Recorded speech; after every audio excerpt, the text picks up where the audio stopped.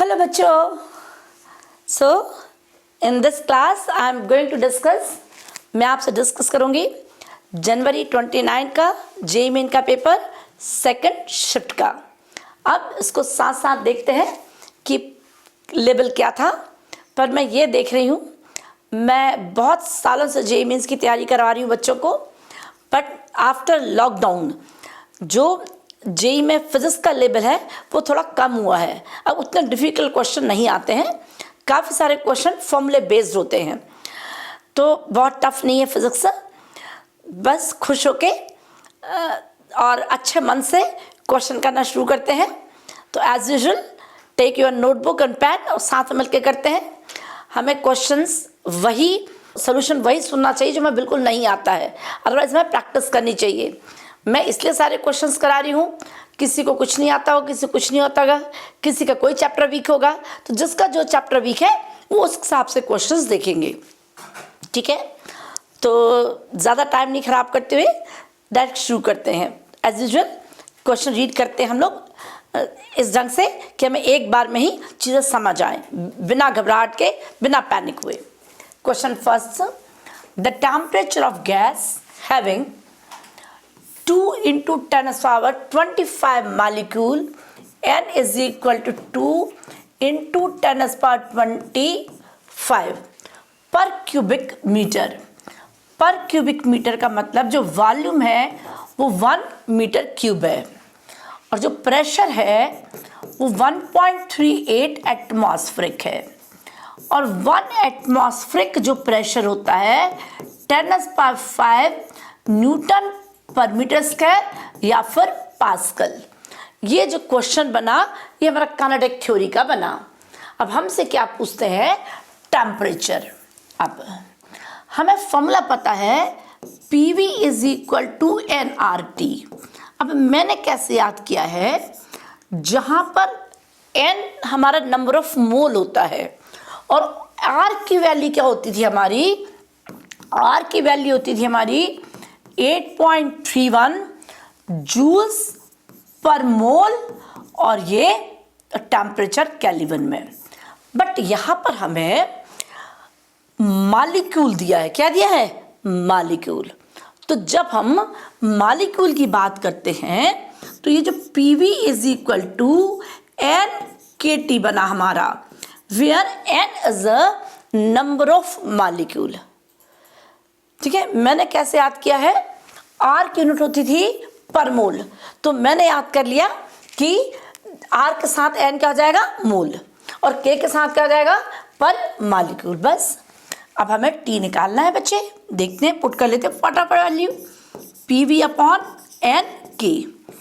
P की value 1.38 atmospheric, 10⁵, V is equal to 1, number of molecule 2 into 10⁻25, the value of K is equal to 1.38 into 10⁻23। अब 1.38 cut जाएगा, यहाँ पर power 10⁻23, ये 25 है, यहाँ 2 बच जाएगा, माइनस हो जाएगा, और ऊपर जाके माइनस 10⁻3 हो जाएगा, और 10⁻3 कितना हो जाएगा हमारा, 1000 को 2 से डिवाइड करेंगे कितना आ जाएगा हमारा, T is equal to 500। T is equal to 500 kelvin. अब इस क्वेश्चंस में जो गलती कर सकते थे वो क्या कर सकते थे, बच्चों को ये कंफ्यूजन हो सकता था कि हमने nRT या N की। हमेशा याद करना, जहाँ भी है ना, जहाँ पर R आता है वो नंबर ऑफ मोल। मैंने एक ही चीज़ याद की है, R के साथ जो N है वो नंबर ऑफ मोल है, और K के साथ वो क्या है, नंबर ऑफ मॉलिक्यूल्स। एनर्जी में भी ऐसे फॉर्मूले आ जाते हैं। कई बार आते हैं एनर्जी ऑफ पर डिग्री फ्रीडम 3/2 kT, तो 3/2 kT पर मॉलिक्यूल, और 3/2 RT पर मोल। मैंने एक याद किया है, मोल याद किया है। जहाँ दो चीज़ें क्या है बेटे हमारी कंफ्यूजन वाली, लर्न एक करना है। So this question is option C. Next question 32। In AC, voltage and current are given by 100 sin 100t and I is equal to 100 sin 100t plus pi by 3 milliampere. The average power dissipated in one cycle. Power का formula बिल्कुल वही है VI cos phi. AC में हमने कैसे याद कर लेना है, पावर आप लोग 10th क्लास से पढ़ते हैं VI, पर DC में वोल्टेज और करंट सेम फेस में थे. AC में तीन चीज होती है, R भी होता है, L भी होता है, C भी, तो फेस होना ही होना है बस. अब ये किसके बीच का है बेटे, हमारा फेस है वोल्टेज और करंट. अब यहाँ पर जो वैल्यू है ये पीक वैल्यू वोल्टेज की है और ये पीक वैल्यू करंट की है, पर यहाँ मुझे चाहिए RMS, मतलब 100/√2 करंट, 100/√2 फेस डिफरेंस, दोनों साइन फंक्शन से. ये आ जाएगा हमारा cos π/3 मतलब 60, तो ये 2 हो जाएगा, 2 से 50 आ गया, और 100 वैसे तो मैंने यहीं पर काट के कर देना था. cos 60 की वैल्यू कितनी थी, हाफ, और हाफ को एक बार किया 25, तो कितना आ जाएगा 2500. मतलब अब यहाँ पर करंट था मिली एम्पियर,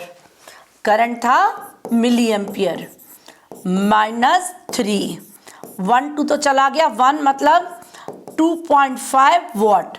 तो which option is correct, option B is correct. Question करते वक्त बेसिक चीजें, V और I दोनों साइन फंक्शन होने चाहिए. यदि एक कॉस होगा एक साइन होगा तो फेस डिफरेंस निकालना पड़ेगा. पावर का formula VI cos phi. +2 class का है, AC सर्किट क्वेश्चन है. Question number 33.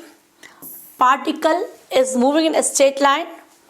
Variation of position as function of t is given by the x t³ - 60 plus 20t plus 15 meter.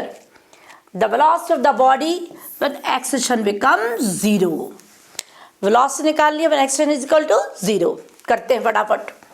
Velocity is equal to पता है बच्चों को dx/dt. v कर देते हैं d/dt t³ - 60 square plus 20t plus 15. पूरा नहीं भी लिखते तब भी चल जाता. v कितना आ जाएगा 3t square minus 12t plus 20, 15 constant differentiation 0. Expression dv/dt पूरी वैल्यू नहीं लिखूंगे, 60 माइनस 12. अब वेलोसिटी कब निकालनी है, when acceleration is 0. 0 is equal to 60 minus 12. हाँ, good. 60 is equal 12 and t is equal 12/6. कितना आ जाएगा 2 सेकेंड. कितना आ जाएगा 2 सेकेंड. अब देखो v में पुट करो बेटे, v की वैल्यू कितनी जाएगी, v इज इक्वल टू 2 इधर आ जाएगा 3, 2 का square 4 minus 24 plus 20.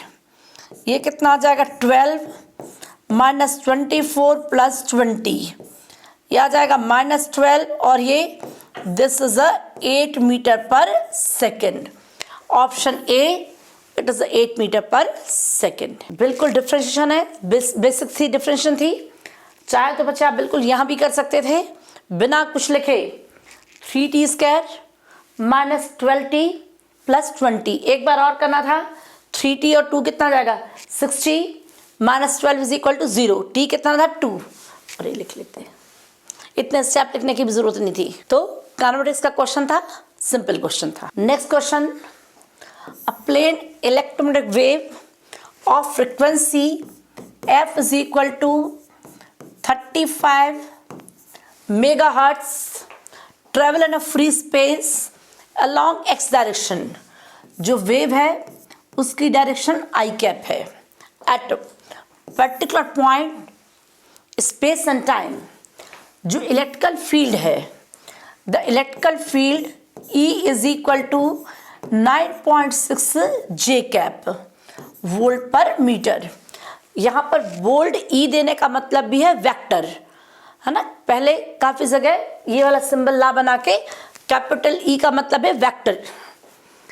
The value of magnetic field at this point, हमें वैल्यू ऑफ मैग्नेटिक फील्ड निकालना है. सबसे पहले तो बेटे हम रिलेशन सीख लेते हैं मैग्नीट्यूड के लिए। तो मैग्नीट्यूड के लिए हमारा E is equal to C B होता है। क्या हमेशा सी बी होगा बेटे हमारा? यहाँ पर बेटे हमें स्पेस एंड टाइम कोई मीडियम नहीं दिया है। यदि मीडियम दिया होता तो हम वी वी लिख सकते थे। E is equal to V B भी हो सकता था। किस मीडियम में? हमने एयर ही लिया। तो B की जगह कितना आ जाएगा? E कितना 9.6 और 3 इंटू 10⁸ मतलब 3.2। It is a 3.2 into 10⁻⁸ Tesla. अब चारों ऑप्शन में डायरेक्शन भी दी हुई है।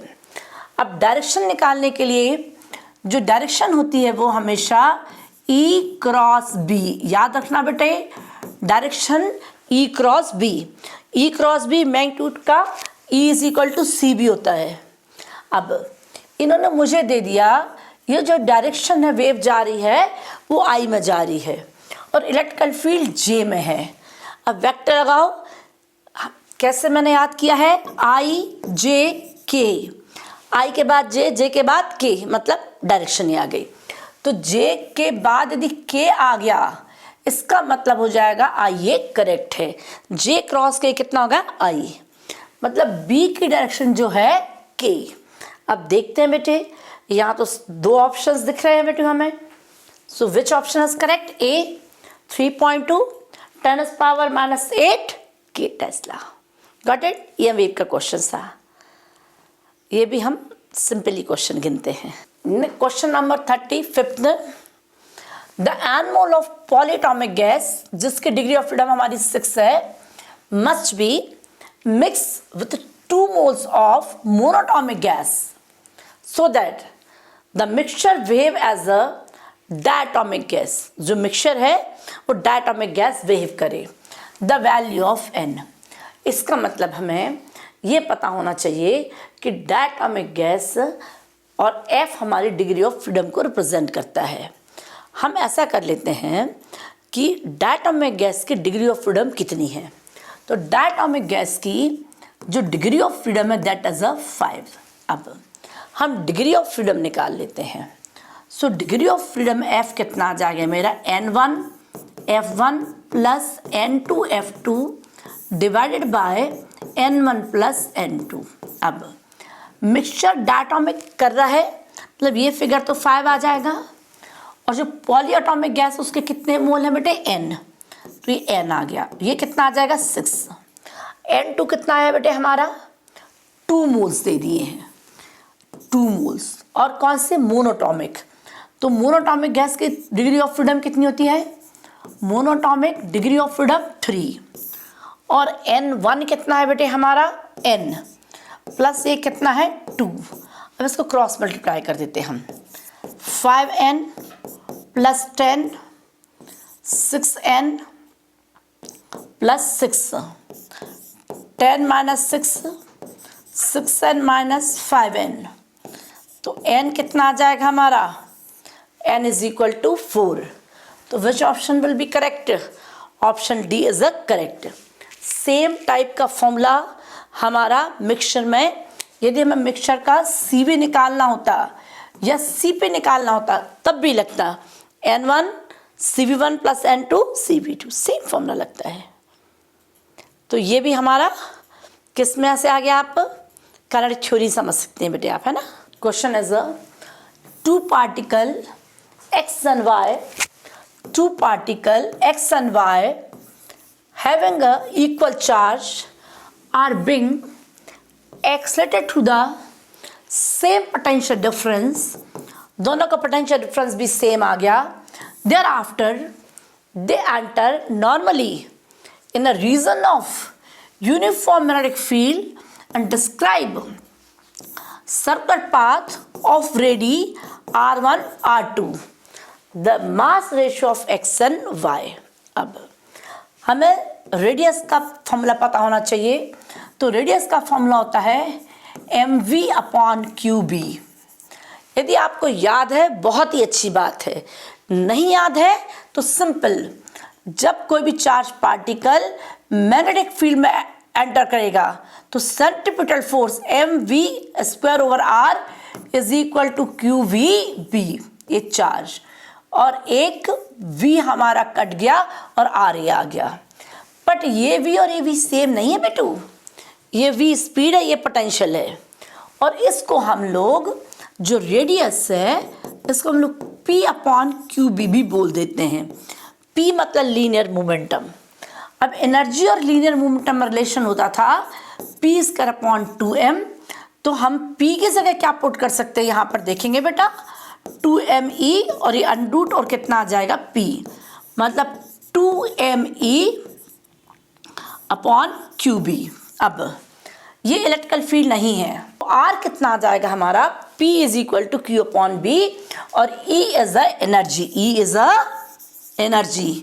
गलती से इलेक्ट्रिकल फील्ड मत समझ लेना। अब एनर्जी इज इक्वल टू कितना होता है बेटे हमारा, चार्ज इनटू पोटेंशियल।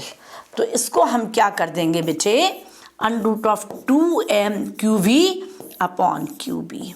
अब according to the question Q भी बराबर है, v भी बराबर है, सेम मैग्नेटिक फील्ड है, 2 भी बराबर है, मतलब r is a directly proportional to under root m। तो डायरेक्ट क्या दिख रहा है बेटे, हमें रेशियो ऑफ मास पूछा है, मतलब m is a directly proportional to r square, है ना, इसको स्क्वायर कर देंगे, इसका मतलब आ जाएगा हमारा r1 square upon r2, r1 upon r2 का होल स्क्वायर, डायरेक्टली प्रोपोर्शनल। पहला टर्म x है तो पहले रेडियस r1, तो डायरेक्टली प्रोपोर्शनल, सो r1 अपॉन r2 का स्क्वायर। क्लियर? ये भी मैग्नेटिक फील्ड का क्वेश्चन है, ऐसे आते हैं क्वेश्चन।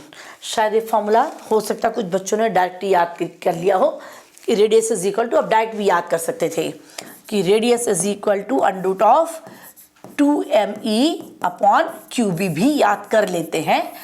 बट यदि नहीं याद था तो बेसिक कंसेप्ट से भी आप जल्दी निकाल सकते हैं। Wire of length L and radius R clamped at one end if its other end is pulled by the force F।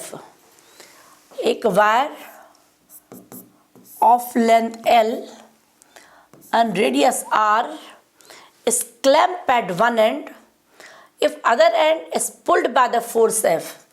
दूसरा एंड है, उसको फोर्स F से पुल करते हैं।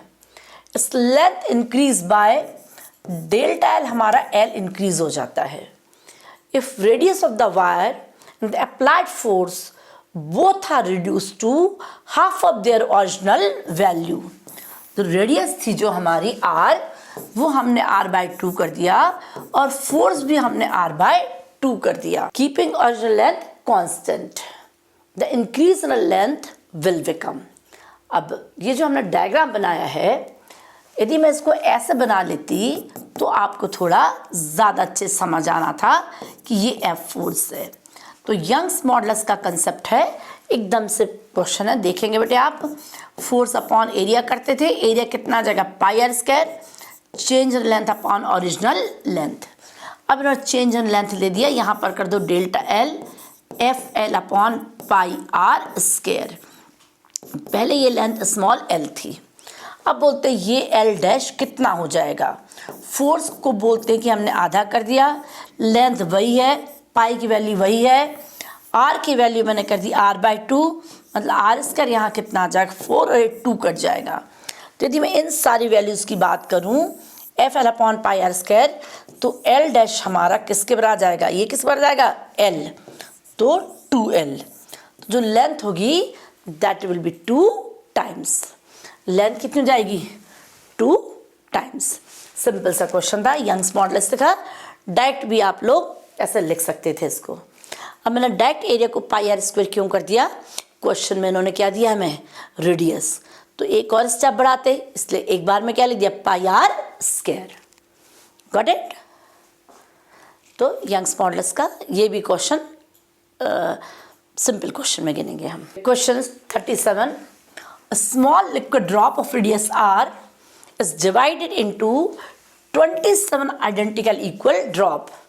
If the surface tension is T, then work done and the process will be। Work कितना करना पड़ेगा, ठीक है। जब भी हमारे पास एक बिग ड्रॉप है और वो बहुत सारी छोटी छोटी ड्रॉप्स पर डिवाइड होता है, तो एक चीज़ हमेशा याद रखना, वॉल्यूम का रहेगा सेम। सो वॉल्यूम एक ड्रॉप का 4/3 पाई आर क्यूब था, और ये ड्रॉप मेरी 27 थी और छोटी ड्रॉप थी, तो इसकी रेडियस भी स्मॉल आर ले लूँगी मैं, और वॉल्यूम कितना आ जाएगा 4/3 पाई आर क्यूब।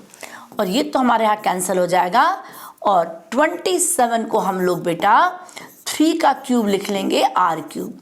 तो जो स्मॉल आर है that will be capital R by 3, cube हटा देंगे और कैपिटल आर कितना हो जाएगा, capital R is equal to 3 small R. तो स्मॉल आर कितना आ जाएगा हमारा, कैपिटल आर बाय 3। यहाँ तक क्लियर हो गया?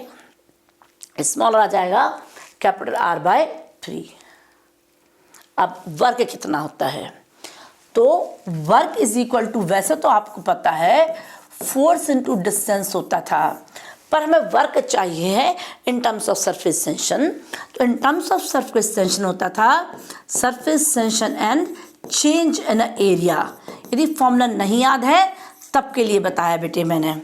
अब मैंने कैसे याद किया है, जो छोटी ड्रॉप्स हैं उनका एरिया हमेशा ज़्यादा होता है, तो एरिया आ जाएगा 27 4 pi small R square minus 4 pi capital R square. अब यहाँ पर टी आ जाएगा, 4 पाई कॉमन आ जाएगा, 27 आ जाएगा, और स्मॉल आर जो है आंसर हमें सब में कैपिटल आर में दिया है, क्योंकि गिवन क्वांटिटी कैपिटल आर ही है, तो यहाँ पर मुझे कैपिटल आर रिप्लेस करना है। तो आर स्क्वायर से कितना आ जाए, कैपिटल आर स्क्वायर और 3 का स्क्वायर 9 माइनस आर स्क्वायर। तो यहाँ पर मेरा 9 3 ज़ा 27, 3 R square minus R square, ये कितना आ जाएगा हमारा 4 और 2 8 पाई आर स्क्वायर टी। देखो 3 R square minus R square 2 R square, और 2 2 ज़ा 4 pi R square T.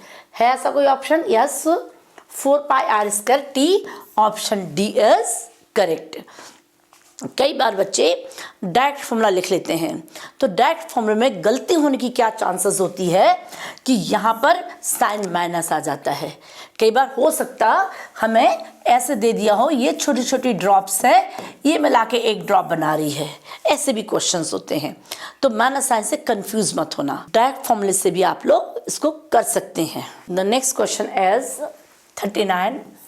A planet takes 200 days to complete one revolution around the sun। ये सन है, इसके अराउंड एक प्लैनेट है, वो कितना डेज ले रहा है कंप्लीट करने के लिए? 200। इसका मतलब है इस प्लैनेट का जो टाइम पीरियड है वो 200 डेज आ गया।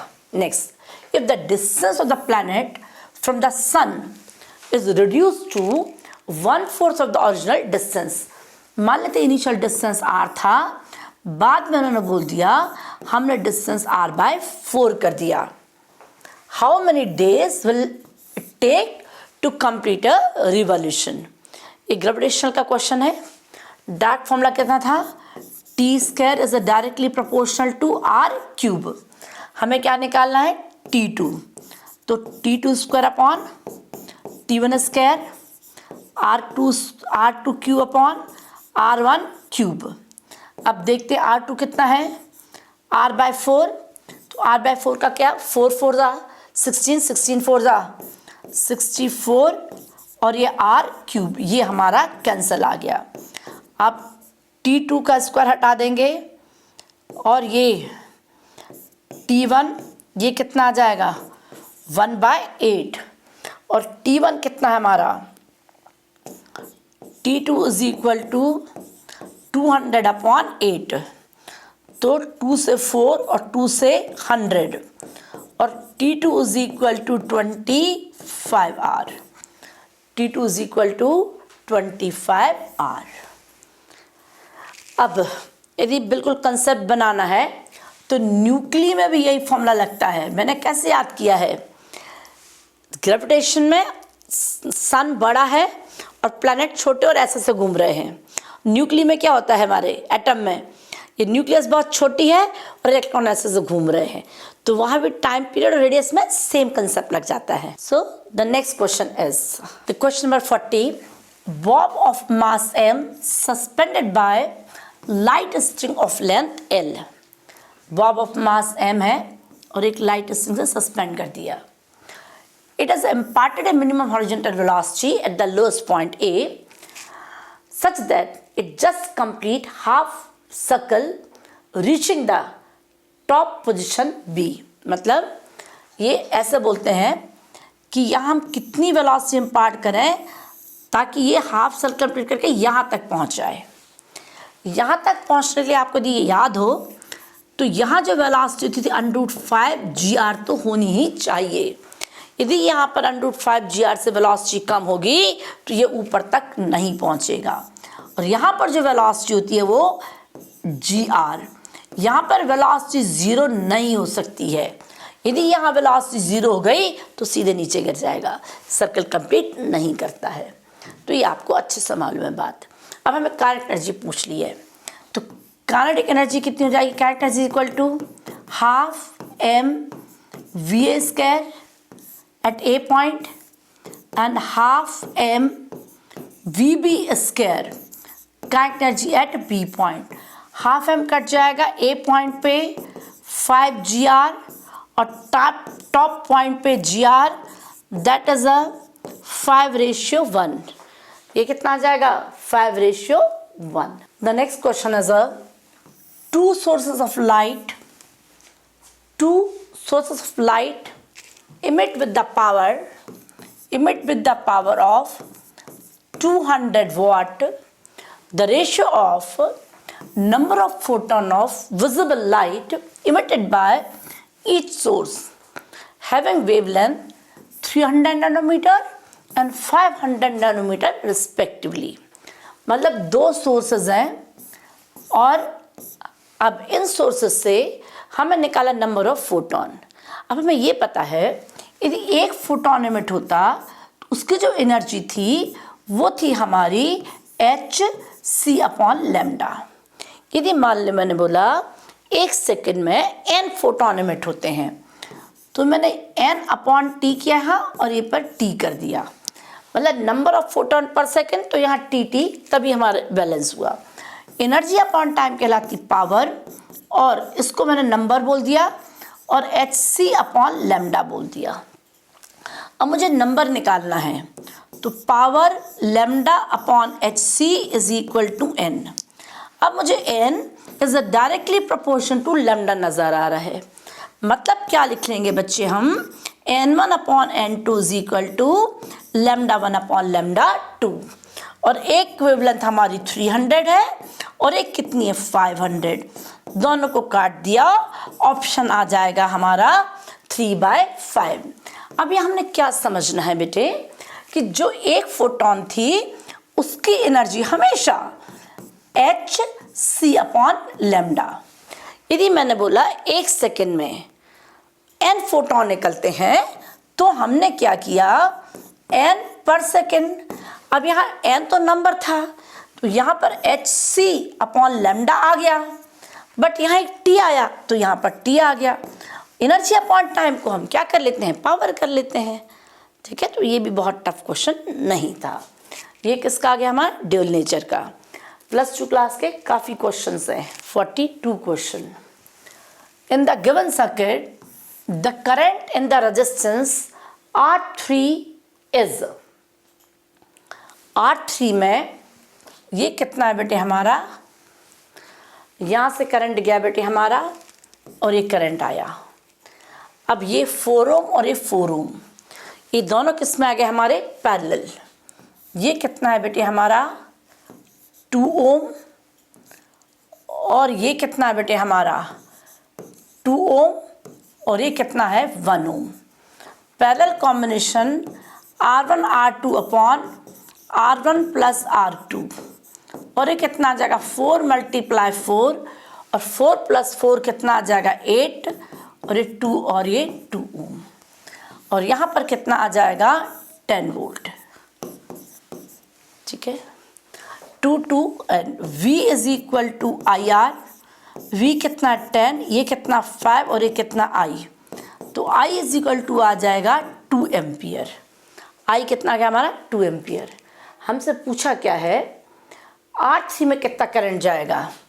यहाँ पर 2 एम्पियर आया, यहाँ करंट के दो रास्ते, चांस की बात है ये दोनों रेजिस्टेंस बराबर हैं।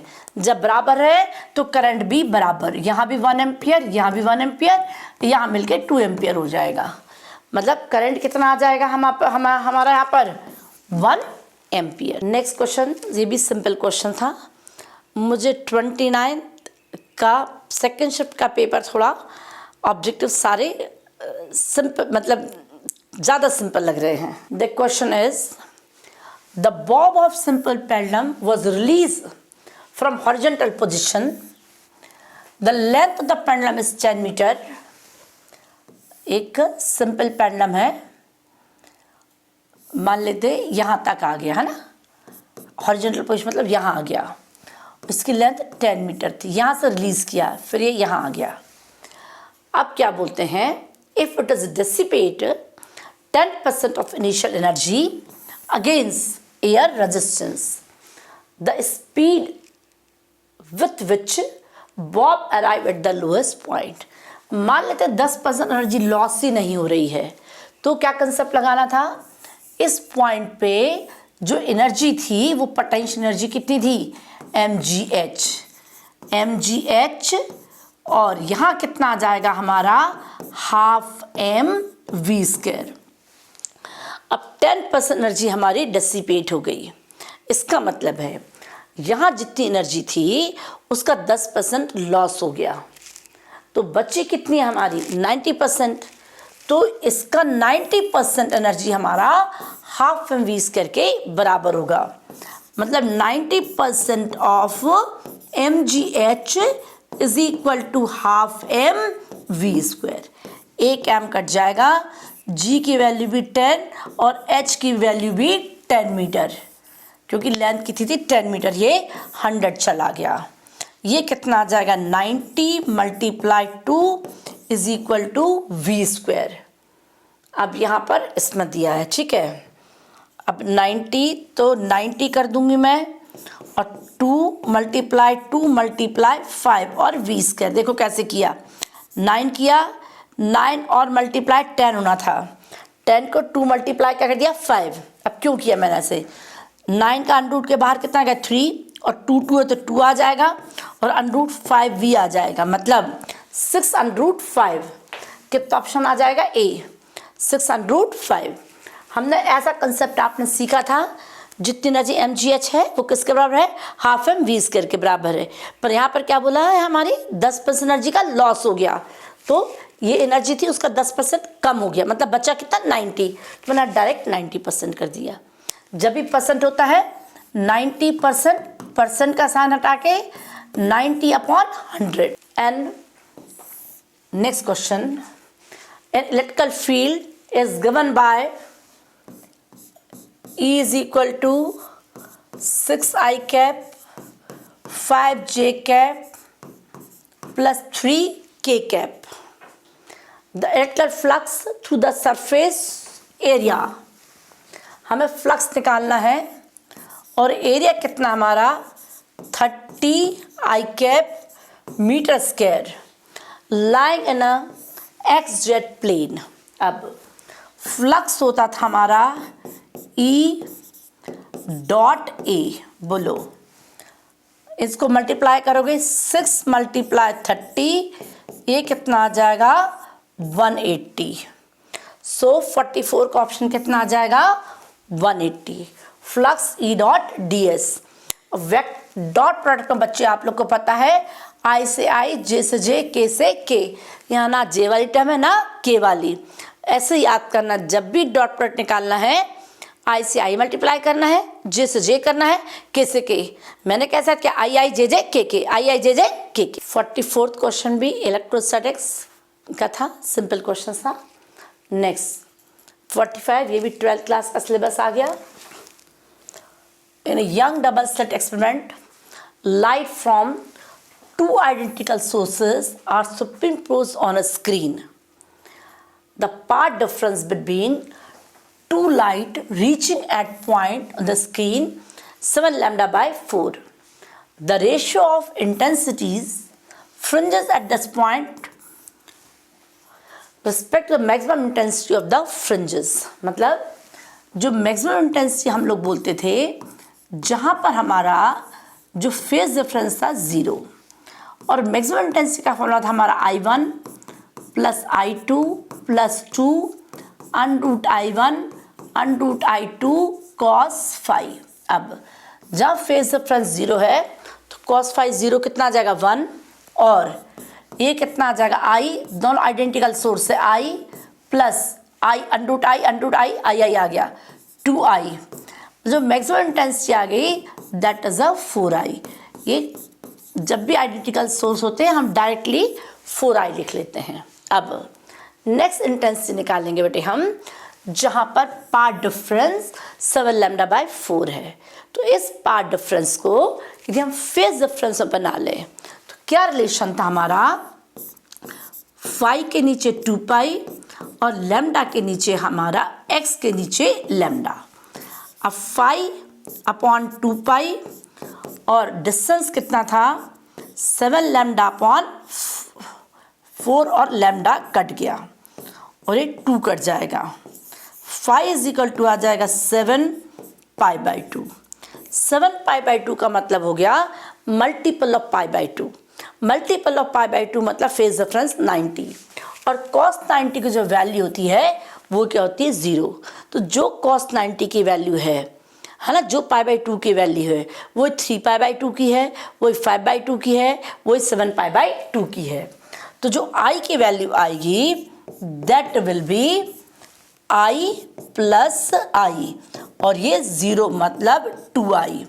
हमें रेशो किसका पूछा था with respect to maximum intensity मतलब 2I upon 4I that will be half. तो ऑप्शन विल बी C. तो कभी भी जब पार्ट डिफरेंस दिया है तो उसको फेस बना लिया करो. और कैसे फेस फाई के नीचे 2 पाई पाथ x के नीचे लैम्डा. यदि टाइम भी दे दिया होता है तो टाइम के नीचे t. बस निकाल लेना था. क्लियर. नेक्स्ट क्वेश्चन करते हैं बेटू. अब हम the stone of mass 900 gram is tied to the string and move in a vertical circle of radius 1 meter making 10 rpm. rpm का मतलब होता है 10 रिवॉल्यूशन पर मिनट. अब हम क्या करते हैं बेटे मैं 10 पर मिनट की जगह मैं मिनट यहाँ लिख लिया तो 10 rp और 1 मिनट को सेकंड बना लो तो क्या बन जाएगा हमारा 1/6 rps और rps का मतलब फ्रीक्वेंसी आ गया. The tension in the string when the stone is at the lowest point. अब जब स्टोन हमारे यहाँ लोएस्ट पॉइंट पे था ऐसे को स्टोन जा रहा था. अब हम टेंशन देख लेते हैं बेटे. इसका वेट कहाँ पर ऐड करेगा mg और ये क्या लगेगा सेंट्रीपिटल फोर्स और ये टेंशन. तो हमारा जो सेंट्रीपिटल फोर्स है mv²r is equal to t minus mg. अब v तो दिया नहीं है तो v को in terms of omega m omega square r आपको पता है v is equal to omega r तो r स्क्वायर एक आर कट जाएगा t माइनस mg. बस अब सॉल्व कर लेते हैं. m ओमेगा स्क्वायर की जगह हमारा 4 pi f square r minus g is equal to t. मैंने m कॉमन ले लिया यहाँ से, ये यहाँ जाके m प्लस g हो जाएगा बेटे है ना. और m कॉमन लिया और ओमेगा कितना होता है बेटे हमारा omega is equal to 2 pi f. तो 2 पाई f का 4 pi square f square r plus g. अब m 900 ग्राम मतलब 10⁻³ 4 पाई स्क्वायर जनरली हम 10 ले लेते हैं. यहाँ दे भी दिया है 9.8 दिया और g की वैल्यू भी 9.8 दी है. हम दोनों को 10 ही ले लेंगे फिर कॉमन ले लेते हैं. अब ऑप्शंस चलो है थोड़ा सा दूर है बस इसमें है थोड़ा 8.8 और 9.8 अदरवाइज तो दूर दूर है. एंड f स्क्वायर कितना दिया बेटे हमारा 1/6 1/6 का 36 और रेडियस दी है 1 मीटर और जी की वैल्यू भी दे दी है +10 इज इक्वल टू टी में चाहूँ तो 9.8 भी ले सकती हूँ। अब 4 से चला जाएगा ये 9 और 10 भी बाहर ले लिया मैंने, ठीक है। 1 2 3 तो पहले चला गया था, -1 10 कॉमन ले लेंगे तो ये भी चला जाएगा, हमारा आ जाएगा 9 and 1 + 9/9 is equal to T. 9 cut गया, t is equal to 10, it is a higher side, so answer will be 9.8। Answer will be 9.8। 46 यहाँ पर यदि थोड़ा जल्दी हो गया है तो मैं दोबारा बता देती हूँ बेटा आप लोगों को। m 900 इंटू 10⁻³ 4 π² 4 π² और 9.8 ले लिया है।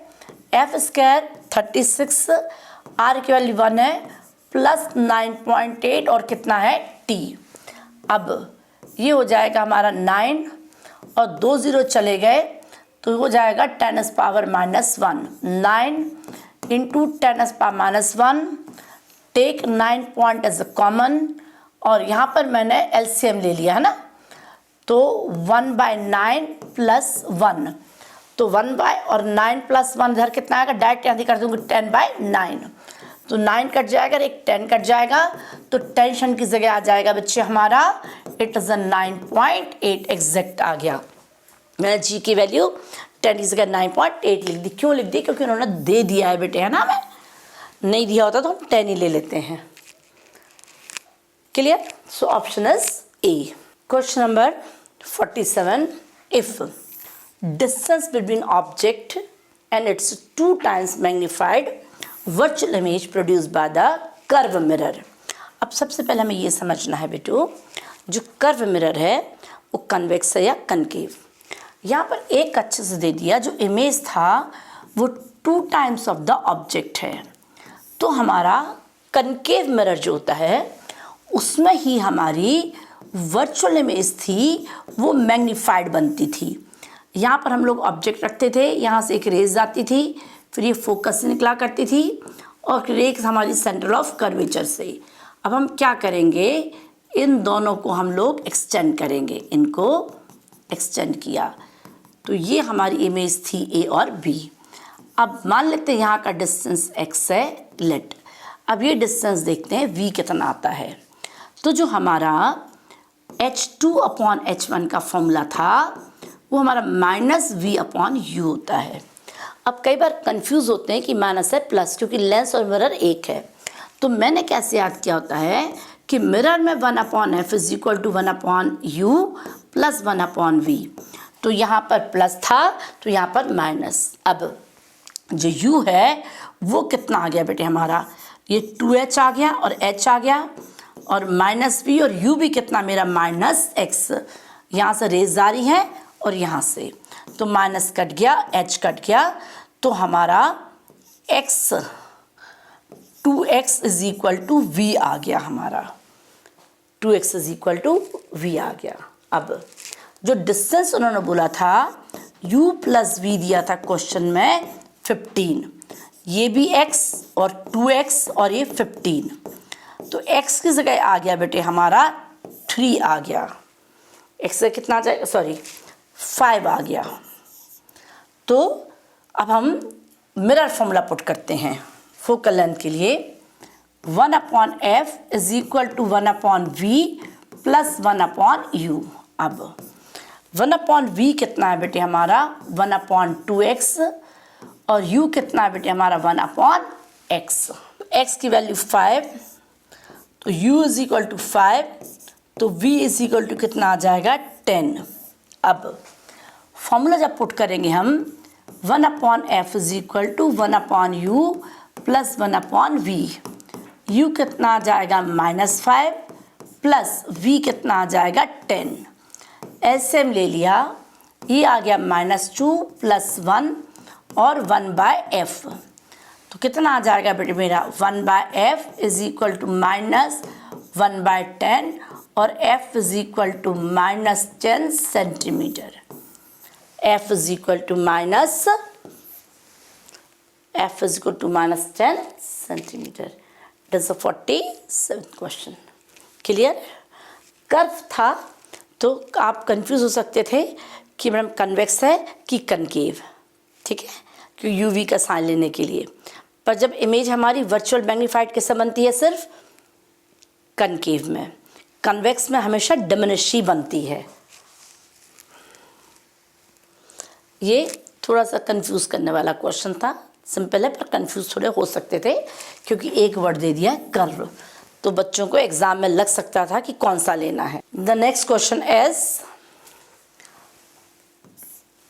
Truth table. जब भी ऐसे सर्किट हैं तो बहुत लंबा नहीं करना, शॉर्टकट तरीका है। यहाँ पर ए गया, इसको नॉट गेट बोलते हैं, तो यहाँ पर ए बार आ जाएगा। अब इस वाले गेट पे देखो, एक इनपुट गया ए बार और एक गया बी, तो यहाँ पर मैं ए बार और बी मिल जाएगा। और यहाँ पर एक ए गया, ठीक है, और एक गया बी। एक ए गया, एक बी गया, तो यहाँ ए भी मिल गया। अब दोनों मिलके और गेट में चले गए तो y इज इक्वल टू हमारा a b plus a bar b हो जाएगा। अब इतने सारे टेबल नहीं लिखेंगे, थोड़ा सा मैथमेटिकली सॉल्व करोगे, b कॉमन ले लोगे, a प्लस ए बार, और a प्लस ए बार की जो वैल्यू होती है दैट इज अ 1। यदि नहीं याद रहता फॉर्मूला तो तुरंत डालना है, क्योंकि या फिर 0 और 1 दो ही वैल्यू होती हैं। यदि a मेरा कितना है 0 प्लस, तो a बार कितना आ जाएगा 1, 0 प्लस 1 1 आ गया। यदि a मेरा कितना है 1 तो इसका बार कितना आ जाएगा 0 मतलब 1, तो b आ गया। अब जो हमने b की वैल्यू पुट की होगी वही ट्रुथ टेबल होगी। मान लेते हैं ए बी है ना, 0 0 0 1 1 0 1 1, तो जो आउटपुट मिलेगा बेटे वो 0 1 0 1 बी की तरह आउटपुट है। अब देखते हैं, यहाँ पर 0, यहाँ पर 0, यहाँ 1, यहाँ 1, यहाँ 0, यहाँ 0, यहाँ 1, यहाँ 1, तो which option is correct? Option A will be correct. जो आउटपुट y मिलेगा y हमारा b के बराबर ही था। तो ऐसा नहीं करना पहले a निकालो, b निकालो, a बार निकालो, b निकालो, इसको पहले मैथ को ही रिड्यूस करेंगे और रिड्यूस करके आगे बढ़ेंगे। नेक्स्ट क्वेश्चन है 49, एरर का क्वेश्चन दिख रहा है मुझे। A physical quantity q is found to depend upon q is equal to a raised power 4, b raised power cube and c का square. The percentage error a, b and c are. a में जो percentage error है delta a upon a कितना है 3%, and b में कितना है delta b upon b 4%, और c में कितना है डेल्टा c अपॉन c में कितना है 5%। अब q में परसेंटेज एरर का फॉर्मूला पुट कर लेते हैं बेटे हम। Delta q upon q is equal to 4 delta a upon a plus 3 delta b upon b plus 2 delta c upon c। अब 4 डेल्टा a अपॉन कितना आ जाएगा 3%, डेल्टा b अपॉन b आ जाएगा 4% plus delta c upon c आ जाएगा 5%। 12 plus 12 plus 10, 24 plus 10 34, तो 49 कितना आ जाएगा 34%। ये कितना आ जाएगा 34%। क्लियर? एरर का था, सिंपल क्वेश्चन था। Next question number 50th, given below are two statement. Most of the mass of the atom and all its positive charge are concentrated in a tiny nucleus. The electron revolve around it. Is Rutherford model 100% correct? It is a true. Next, an atom is a spherical cloud of positive charge with electron embedded in it. The special case of Rutherford no. Rutherford ने ये नहीं बोला था, J Thomson ने ये बोला था। इसका मतलब ये कितना आ जाएगा फॉल्स। तो कौन सा ऑप्शन हमें सही लग रहा है? फर्स्ट हमारा ट्रू है और सेकंड फॉल्स है। मेरे हिसाब से ऑप्शन ए होना चाहिए। Statement 1 is true, but second is false. Clear? Now objective questions complete है. अब सब्जेक्टिव पे आते हैं. Numerical type. Question number 51. देखते क्या दिया है क्वेश्चन, किस चैप्टर का question. 51. A particle is moving in a circle of radius 50 centimetre in such a way that at any instant the normal and tangential component of its acceleration are equal. जो normal component है, जो tangential component है, वो equal है. If its speed at t equal to 0 is 4 meter per second, the time taken to complete the first revolution will be. अब यहाँ जो time दिया है वो एक्सपोनेंशियल फॉर्म में दे दिया है. अदरवाइज तो हम टाइम कैसे निकाल लेते थे, सिंपल सी बात थी. Time period is equal to 2πr/v निकाल लेते थे.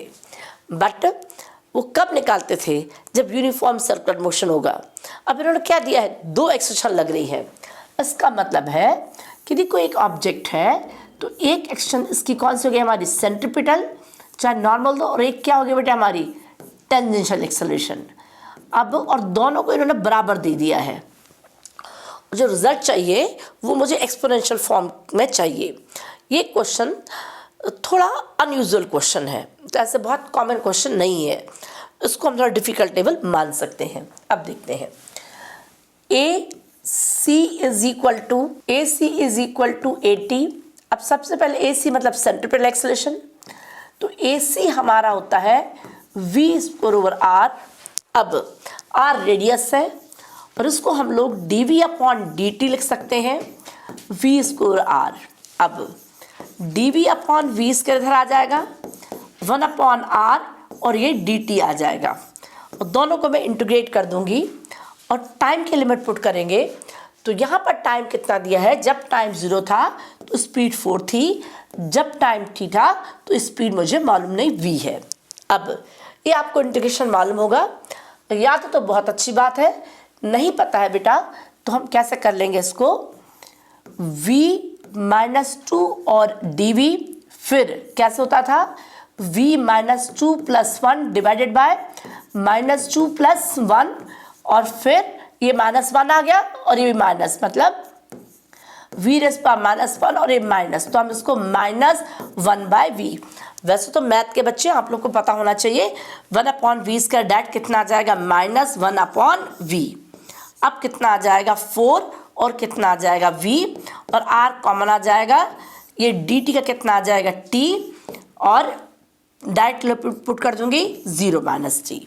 ये कितना आ जाएगा, v ये माइनस है, so -1/v -1 plus 1/4 is equal to t/r. अब देखने बेटे ये हमारा 4 है ना, ये 4 है. अब यहाँ देखते हैं हम इसको हमने कैसे सॉल्व करना. r की वैल्यू पुट कर देते हैं. r 50 सेंटीमीटर है, -2, तो -2 ऊपर जा कितना आ जाएगा 100, t/50 मतलब ये 2 आ गया. अब यहाँ देखती हूँ मैं 1/4 -2t is equal to 1/v, और ये आ जाएगा हमारा 1 - 8t is equal to 4/v. जो v आ जाएगा दैट इज 4/1 - 8t. ये कितना आ जाएगा, v/4 डिवाइडेड बाय 1 - 8t. इसको मैंने यहाँ रख दिया, v is equal to 4 1 - 8t.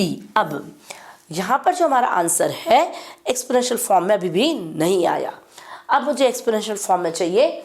मुझे v और t, मुझे v नहीं निकालना था, मुझे टाइम पीरियड निकालना था. अब टाइम पीरियड में एक r भी आता है, तो हम जब डिफ्रेंशिएट करेंगे एक टर्म r भी लेने की कोशिश करते हैं. नेक्स्ट, और एक एक्सेलरेशन हमारा कितना था, AT इज इक्वल टू हम लोग करते हैं dv/dt. पर हमें चाहिए टर्म्स ऑफ s, हमें डिस्टेंस चाहिए, तो ds/ds से मल्टीप्लाई और डिवाइड, और AT कितना आ जाएगा हमारा, dv इन टर्म को ट्रांसपोज कर दो ds, और यहाँ पर ds के साथ dt. डिस्टेंस का डेफिनेशन कितना होता है, v dv/ds. वैसे तो काफ़ी जगह आपने डायरेक्ट भी याद किया होगा AT is equal to V dV upon DS। जिनको नहीं आता उनके लिए मैंने बता दिया। अब यहाँ पर हमारा एक्शन कितना था, V स्क्वायर ओवर R। ये क्यों ला रही हूँ मैं, ताकि थोड़ी सी क्वांटिटी को हम थोड़ा और छोटा कर लें। एक V कट गया। अब यहाँ पर हमारा इंटीग्रेट भी कर दूंगी, DS चला गया, R चला गया, और यहाँ पर हमारा 1/V और dV आ गया। अब 1/V देख के मुझे कहीं ना कहीं लग गया log आ जाएगा, मतलब आंसर के थोड़े करीब पहुँचने लग गए। अब V, अब यहाँ पर कितना है DS। अब इसको पुट करते हैं बेटे। इनिशियल वेलोसिटी कितनी थी बेटे मेरी, 4 थी, है ना, और इसको हम 0 बोल देते हैं। और पूरा कंप्लीट साइकिल कितना हो रहा है, 2πr। तब वेलोसिटी कितनी है, V। अब 1/r तो एज इट इज आ जाएगा। DS का integration S, put upper limit minus lower limit, और V का कितना है, log V एंड V और अपॉन 4। अब चेक कर, यहाँ पर 1/r एंड 2πr is equal to log, put upper limit V minus log 4। r cut जाएगा, यहाँ 2π आ गया और log V/4 आ गया। ये नेचुरल लॉग है, ठीक है। तो हम क्या लिख सकते हैं, ln कर दो, natural log V/4 is equal to 2π। जब लॉग हटाते हैं तो हमारा क्या आता है, एक्सपोनेंशियल 2π, और V is equal to 4 e⁻²π। V को और क्या निकाला था मैंने यहाँ पर, V 4/1 minus 8t is equal to 4 e⁻²π। 4 cut जाएगा, हमें टाइम चाहिए है। 1/e⁻²π is equal to 1 minus 8t। Term transpose कर देते हैं, 8t ये ऊपर जाके आ जाएगा माइनस। चलो एक स्टेप और कर देती हूँ मैं। It will be e⁻²π is equal to 1 minus 8t। Term transpose कर देते हैं, 8t इधर आ जाएगा, 1 माइनस e⁻²π आ जाएगा, और t कितना आ जाएगा, 1/8, 1 माइनस e⁻²π, और अल्फा की वैल्यू कितनी आ जाएगी हमारी, 8। इस क्वेश्चन को हम थोड़ा लेंदी क्वेश्चन मान सकते हैं, थोड़ा सा इजी से थोड़ा सा टफ मान सकते हैं बेटे इस क्वेश्चन को। क्लियर, एक बार प्रैक्टिस कर लेना इसको। सो नेक्स्ट इज काइनेमेटिक्स का क्वेश्चन था 11th क्लास का। Charge of 4 microcoulomb is moving with the velocity 4 × 10⁻, मुझे -6 गलत लग रहा है। चार्ज पार्टिकल इतनी कम वेलोसिटी से नहीं मूव करता है, compare to the velocity of light होता है, तो ये 6 होना चाहिए, 6 metre per second along positive z directions. मैं कहीं और भी चेक कर लूँगी, प्लस ये बेटे है ना, कहीं और भी चेक करिए मैंने, positive y direction under a magnetic field is 2k Tesla. The force acting on the charge is xi Newton. The value of the force F कितना है, Q V cross B। Force F कितना, Q V cross B। अब देखते हैं यहाँ पर, यदि मैं मैग्नीट्यूड की बात करूँ तो क्या हो जाएगा, Q VB sine theta, cross bracket कैसे खुलता है, साइन, तो ये इनके बीच का एंगल आ गया, और थीटा कितना आ जाएगा, 90। अब Q कितना है, 4 × 10⁻⁶, V कितना है, 4 × 10⁻⁶, और B कितना है बेटे हमारा, 2। तो 4 4 = 16, 16 2 = 32, और ये हो जाएगा 32 न्यूटन। तो answer will B 32 Newton. Clear, हाँ, यदि मैं -6 से ले लेती तो ये -12 की पावर में आ जाता है ना। क्लियर, सिंपल क्वेश्चन था ये, +2 क्लास के सिलेबस का था। और नेक्स्ट क्वेश्चन है 53। In given figure the charge stored in a 6 microfarad capacitor when point A and B are joined by connecting wire। जब A और B को आपने ज्वाइन कर दिया तो बोलते हैं कि इन दोनों में कितना चार्ज है। अब देखते हैं बेटे, ये हमारा 9 वोल्ट है और ये 0 वोल्ट है। जब भी कैपेसिटर्स होता है तो हमेशा क्या करना है, यदि हमने डीसी सप्लाई लगाई है, डीसी बैटरी है, तो कैपेसिटर ब्लॉक डीसी मतलब एक्ट एज द ओपन।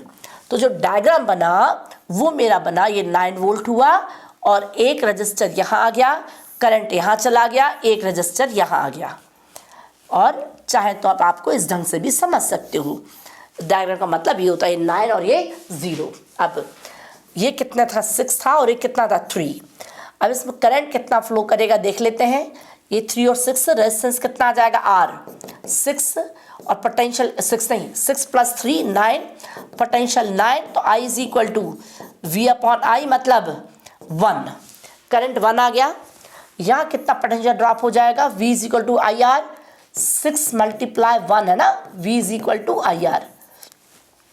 तो यहाँ 6 वोल्ट ड्रॉप हो गया, 6 ओम रेजिस्टेंस था, यहाँ भी 3 वोल्ट ड्रॉप हो गया। अब हमसे क्या पूछते हैं कि इस कैपेसिटर, क्या पूछा बेटे हमसे, चार्ज स्टोर्ड इन अ 6 माइक्रोएफ। अब चार्ज क्या होता है बेटे हमारा, हमें ये पता चल गया इसके अक्रॉस पोटेंशियल 6 वोल्ट है और इसके अक्रॉस 3 वोल्ट है। जब इससे चार्ज पूछा है हमसे तो हमारा कितना होता है, Q इज इक्वल टू, यहाँ भी कर सकते थे, Q is equal to CV। और C कितना है बेटे मेरा, 6, पोटेंशियल कितना है, 6 मतलब 36। यदि इसी क्वेश्चन में मान लो बेटू हमारा कितना आता है 3, तो हमने क्या करना था, यहाँ कितना पोटेंशियल है 3, Q is equal to CV। मतलब एनर्जी पूछ लेते हैं, हाफ CV²। ऐसे क्वेश्चंस जब भी आते हैं तो हमें क्या करना है, हमें पोटेंशियल पता होना चाहिए कैपेसिटर के अक्रॉस। और कैपेसिटर हमेशा क्या करेगा, ब्लॉक द डीसी, मतलब डीसी को पास नहीं करेगा, रोकेगा। The question is 54, hydrogen atom is bombarded with the electron accelerated through the potential difference V, ठीक है, which cause excitation of hydrogen atom if the experiment is being performed at T is equal to 0 Kelvin. The minimum potential difference needed to observe any Balmer series lines emission spectrum will be. हमें minimum potential निकालना है, हम energy निकाल लेंगे, energy को हम potential से equate कर देंगे क्योंकि आपने एनर्जी आपको पता है। सो बाल्मर सीरीज में क्या होता था बेटे हमारा, हम फर्स्ट बाल्मर सीरीज बोले तो एक हमारा N1 यदि मैं 1 लेती हूँ तो N2 हमारी लाइमन सीरीज थी और N3 हमारी बाल्मर सीरीज थी। तो फर्स्ट की जो एनर्जी थी याद ही रखना आप लोगों ने, -13.6 इलेक्ट्रॉन वोल्ट, सेकेंड का -3.4 इलेक्ट्रॉन वोल्ट और इसका -1.51 इलेक्ट्रॉन वोल्ट। 12th क्लास में पढ़ा होगा, पर 5 लेवल तक ही आपने याद ही कर लेना है। अब नेक्स्ट क्या हो जाएगा बेटे हमारा, ठीक है, Balmer series lies and emission spectrum. अब देखते हैं तो जो हमारा एनर्जी डिफरेंस आया वो कितना आया हमारा, E2 और -E1, मतलब -1.51 माइनस प्लस 13.6।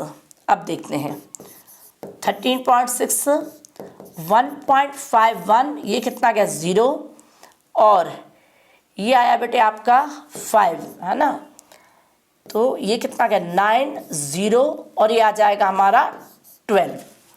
सो जो डिफरेंस आया that is the 12.09, divided by 10 दिया है, एक पॉइंट हटा के मैंने इसको 10 किया, मतलब 120.9/10 और इसका 121/10। तो जो अल्फा की वैल्यू आएगी दैट विल बी 121।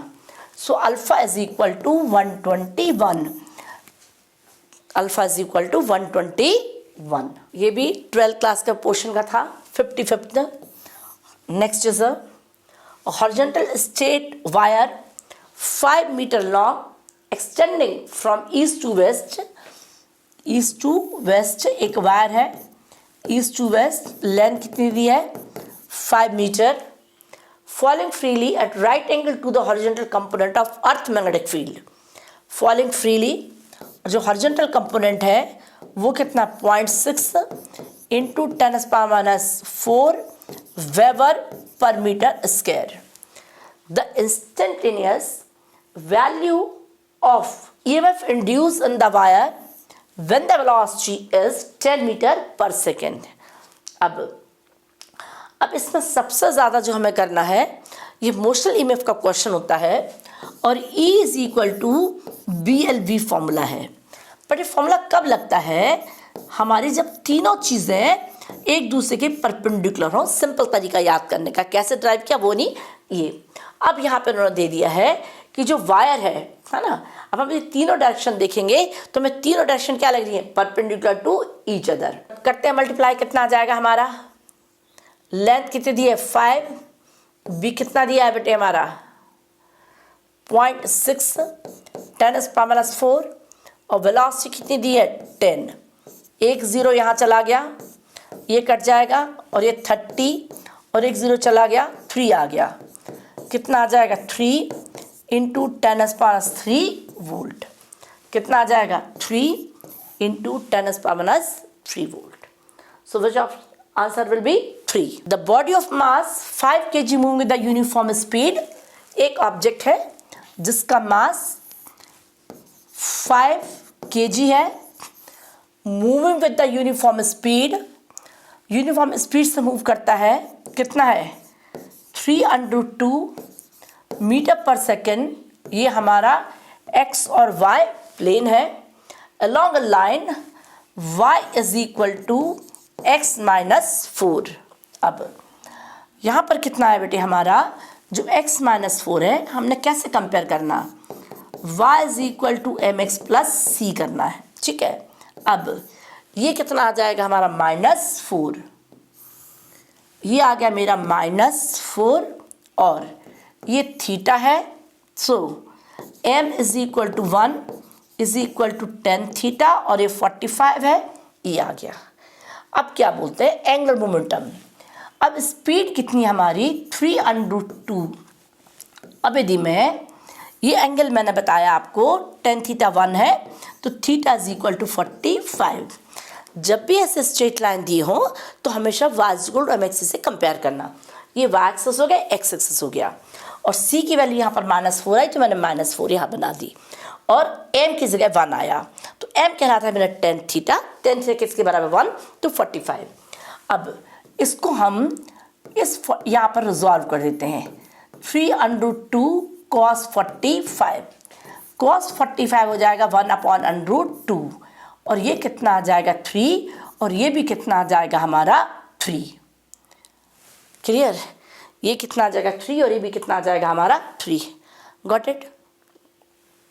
अब जब यहाँ पर 3 और ये 3 आ गया तो अब मैंने निकालना एंगुलर मोमेंटम।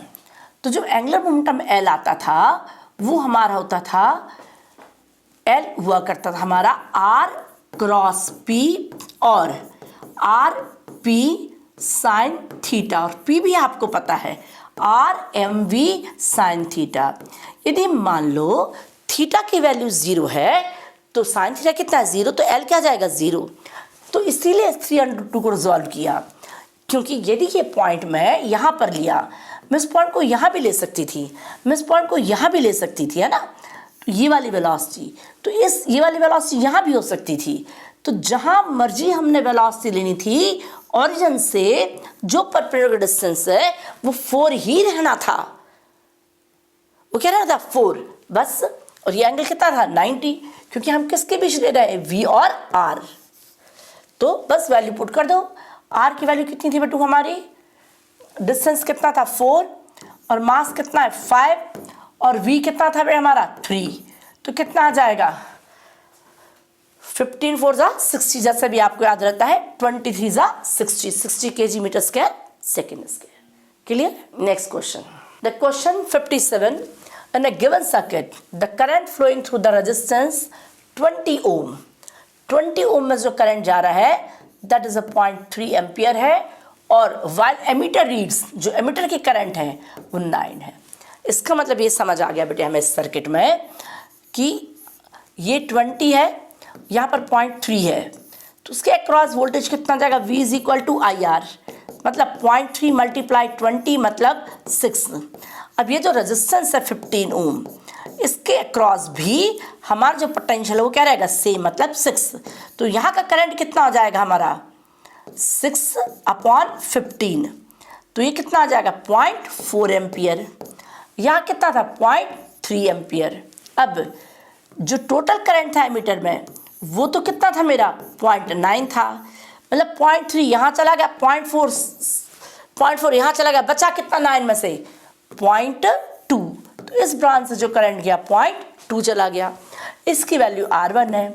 सभी पैरेलल में पोटेंशियल क्या होता है सेम, तो यहाँ भी पोटेंशियल क्या है बेटे हमारा सेम मतलब 6 है। So V is equal to again कितना आ जाएगा, चाहो यही कर दो, V is equal to IR, V कितना 6, I कितना 0.2 और ये R1 0.2 से 10 और ये 3 और ये मल्टीप्लाई हो जाएगा 30 आ जाएगा। सो R1 इज इक्वल टू 30 ओम। यदि और बिल्कुल आसान से 1 सेकंड में भी क्वेश्चन हो सकता था, 1 सेकंड तो नहीं बेटे 5-10 सेकंड में, सेकंड तो नहीं, यहाँ पर हमें कितना देगा 0.3, तो 0.3 से कितना आ गया हमारा 6। अब यहाँ 6 वोल्ट आ गया, तो 6 से कितना जाएगा हमारा 6 डिवाइड बाई 15 4, तो 0.3 और 0.4 0.7 और ये 0.9, तो 0.9 में से कितना गया 0.7 मतलब कितना 0.2 इधर आ गया, और वोल्टेज कितना था 6, तो 6 डिवाइड बाई 0.2 0 पर चला जाएगा 30 ओम। 58 a simple harmonic oscillator has amplitude A and time period 6 pi second. एक सिंपल हार्मोनिक ऑसिलेटर है, हैज एम्पलीट्यूड A है और इसका जो टाइम पीरियड है that is a 6 pi second. Assuming the oscillation start from mean position and time required by it to travel x is equal to a to x is equal to √3/2। अब देखते हैं बेटे, time required by it to travel from x is equal to a to x √3/2। बहुत सारे तरीके हैं, पर मैंने कैसे याद किया बेटे, ये हमारी एक्सट्रीम पोजीशन होगी। जब भी ऑब्जेक्ट मीन पोजीशन से स्टार्ट करेगा चलना, तो हम लोग डिस्प्लेसमेंट लिया करते थे a sin ωt।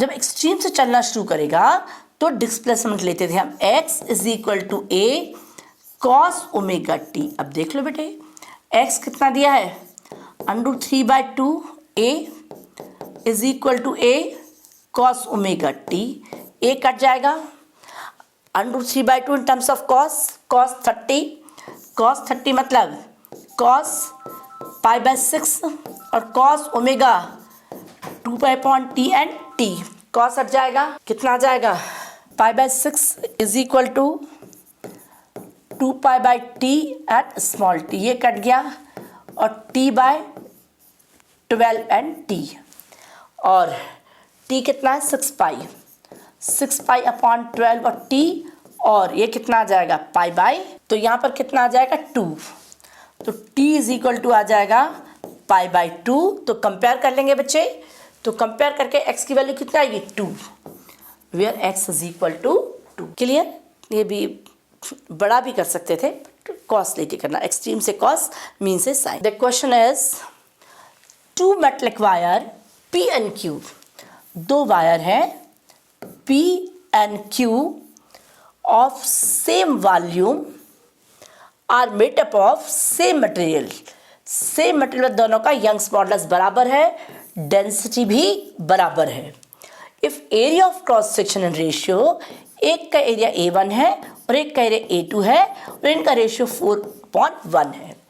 The force F1 is applied on 2P, force P पे अप्लाई कर दिया, and extension is a delta L, extension as a delta L. The force which is required to produce same extension is F2, और यहाँ पर F2 है और extension same है। अब हमें F1/F2 निकालना है, करते हैं बेटू। मुझे यंग्स मॉडुलस का फॉर्मूला पता है, stress upon strain, force upon area, change in length upon original length. अब मुझे डेल्टा L पता चल गया, FL/A और Y। जब मैं इन दोनों वायर की बात करूंगी तो मुझे ये समझ आ गया, मुझे एक्सटेंशन बराबर चाहिए है। ठीक है, अब देखते हैं बेटे यहाँ पर एक का फोर्स F1 L1। अब हम यहाँ पर एरिया बराबर दिया है, एरिया का रेशियो दिया है, वॉल्यूम बराबर दिया है बेटे, तो हम लेंथ बराबर नहीं लेंगे। गलती, कॉमन गलती, लेंथ बराबर कर सकते हैं बच्चे। F2 और L2 एंड A2 और Y 100% बराबर है। Y में यहाँ पर काट, हमें क्या चाहिए F1 अपॉन F2। मैं F1 इधर ले आऊँगी और F2 इधर ले आऊँगी। अब देखते हैं F1 F2 इधर ले आए, यहाँ आ गया मेरा L2 अपॉन L1 मल्टीप्लाई, ये भी A1 इधर चला जाएगा, A1 अपॉन A2।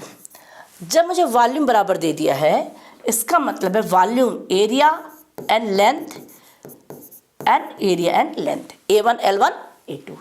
अब देखो बेटे हमारा A1 upon A2 is equal to L2 upon L1। A1 A2 कितना दिया है 4:1 L2 अपॉन L1, और L2 अपॉन L कितना है 4/1, और ये भी कितना है 4/1। F1 upon F2 is equal to 16। ठीक है, तो ये कितना आ जाएगा बेटे हमारा 16। F1 F2 upon 16। बस जो गलती कर सकते थे और लेंथ बराबर काट सकते थे बच्चे, तो वॉल्यूम देखना। The next question and last question of this is 60th question. A single slit diffraction wave optics का light of wavelength 6000 angstrom is used. The distance between the first and third minima in diffraction pattern is found to be, किसके बीच का distance बताया इन्होंने, first and third. तो minima की condition diffraction में क्या थी इन टर्म्स ऑफ लैम्डा, तो थर्ड मतलब 3 lambda capital D upon small D, और फर्स्ट मतलब lambda capital D upon small D. ये हमारा क्या बन गया है ना, इन्होंने बोला distance between first and third minima. तो डिफ्रैक्शन में हमारा मिनिमा कब मिलता है, जब wavelength in terms of lambda होता है, is found to be 3 mm। ये हमारा 3 mm मतलब 10⁻³ दे दिया है। When the screen is placed 50 centimetre, तो जो स्क्रीन को हम कैपिटल डी बोलते हैं, that is 50 centimetre away from the silt. The width of the silt करते हैं बेटे 3 × 10⁻³ और यहाँ पर कितना आ जाएगा 2 lambda capital D upon small D. अब देखते हैं बेटे हमारा, हमसे स्मॉल डी पूछ लिया है 2, लैम्डा कितना आ गया हमारा 6000 एंगस्ट्रॉम 10⁻10, कैपिटल डी 50 सेंटीमीटर और 3 × 10⁻3। अब -4 में आंसर चाहिए बेटू हमें, है ना, तो 3 ऊपर जाके प्लस हुआ तो माइनस, ये प्लस का 1 बच जाएगा। अब 1 2 3 4 5, तो 10⁻5 आ गया, और 5 2 10 आ गया, 10⁻4 आ गया, और 3 से 2 चला गया, तो जो डी आएगा दैट इज 2 × 10⁻4 मीटर। तो ऑप्शन आ जाएगा 2। ऑप्शन क्या आ जाएगा 2। So that's all in this video. खूब मेहनत करेंगे बच्चे, बहुत अच्छे से पढ़ेंगे। बस आपके एग्ज़ाम्स भी आ गए हैं, जिसकी जो भी टर्न होगी अच्छे से पढ़ेंगे, और मेरे चैनल को लाइक भी करेंगे, सब्सक्राइब भी करेंगे, और खुश होकर काम करना है। हमारा काम सिर्फ मेहनत करना होता है, बाकी जब हमारी सच्चे मन से बहुत मेहनत होती है तो फल हमेशा मिलता है। लाइफ में एक प्रिंसिपल हमेशा याद रखना, कई बार आपका फेस अप होगा, कई बार डाउन होगा, कई बार आप दुखी होंगे, पर जो आपने मेहनत की होगी वो फल कभी ना कभी किसी न किसी फॉर्म में मिल के ही रहेगा। So do hard work, do practice and be happy. खुश होकर काम करेंगे। ओके बच्चों, देन गुड लक।